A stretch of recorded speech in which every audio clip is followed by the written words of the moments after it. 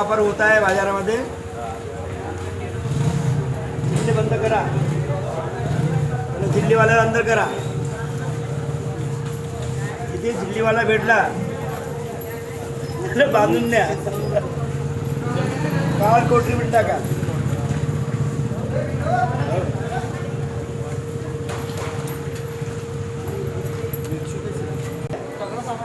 मोदी सरकार की चिंता नहीं है, खाने पीने की चिंता आ गई. गड्ढे में गिर गया मर गया वो चिंता नहीं है. हाँ साहेब,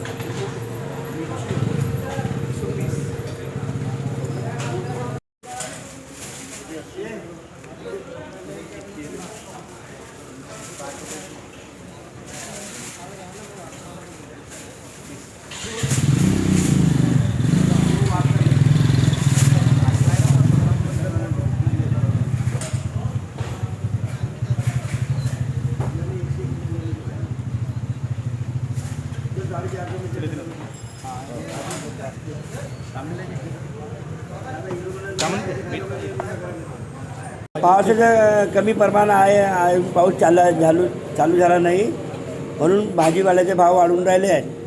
वांगे सध्या 30 रुपये 40 रुपये विकून राहिले. टमाटे 50-60 विकून राहिले. टमाटर 50-60. अजून अद्रक 50 रुपये पाव, लसण 50 रुपये पाव असं या दरानं विकून राहिले. कांदे 40-50 रुपये विकून राहिले. पाऊसाचा थोडा कंटाळा होऊन राहिला.